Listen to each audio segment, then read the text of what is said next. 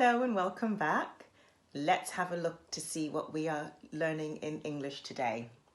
In English, we are looking at singular and plural. So, a singular is one of something. I have one doll. Say hi to Portia. Plural, I have lots of. So more than one.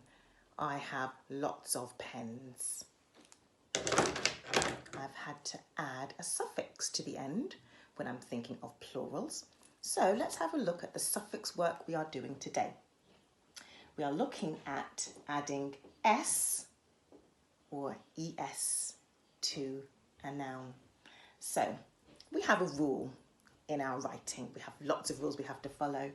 But in this particular lesson, we're going to think if a word ends in the ch, sh, s, z, or x, you add es. Any other noun, you add an s. So let's have a look at the examples on the board. There is one frog, but there's lots of frogs. Would I add s or es? Well, it ends in a g. So,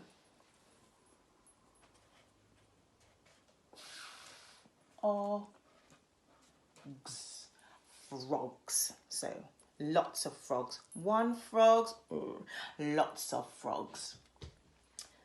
One bird, two birds. So there's more than one bird. It's plural. There are two birds. What's our rule? Does it apply? Do I add s or es? You're right, just an s. Rewrite the word. Birds. One witch. More than one witches. Lots of witches stirring their brew in their cauldron. Let's have a look. It ends in a ch, ch. One witch, two witches, witches. I'm going to rewrite the word. Witch is. Following our golden rule, it ends in a ch. We add es. Fox. Some of them in our gardens, I think. One fox, two, more than one, lots of foxes. It ends in a x sound, so we have to add es. Fox. Es. And finally, cake. That looks yummy. One cake. This person is going to have more than one cake. They're going to have lots of cakes. So I'm going to write the root word, cake, and I'm simply going to add s to make more than one, to make my plural.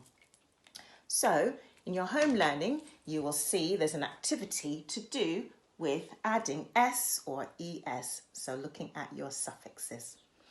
Then what we would like for you to do is to write the words into sentences. Now, what makes a good sentence? What is a sentence? A sentence is purely a thought. It might be an oral thought, idea, expression. It could be written. So when we're writing, there are things that make a really good sentence. So criteria that we're looking for. So let's have a reminder of what makes a good sentence. We know that you need a capital letter at the beginning of every sentence. It shows that you're beginning that writing process. You need some sort of punctuation. So it might be a full stop.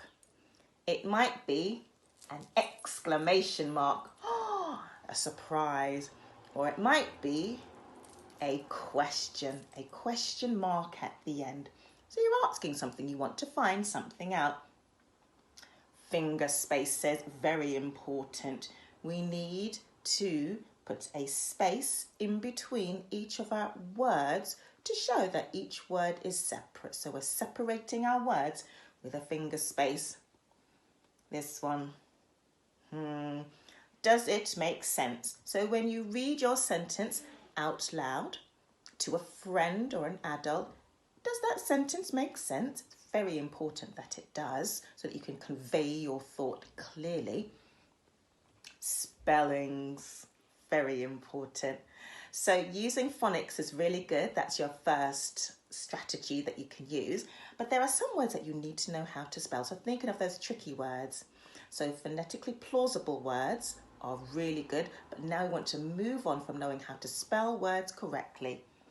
And conjunctions, using and, because, so and to join two clauses or two sentences together, and because to explain something. So he was thirsty because he was running. So a cause and effect. And also I would add in there, run out of space, adjectives. So to make your sentence more interesting, how can you make it exciting using an adjective to describe a noun? So thinking of what makes a good sentence. Each time you're doing your writing, rereading your work to check that it makes sense. So let's have a look at this sentence. Birds the foxes chasing. The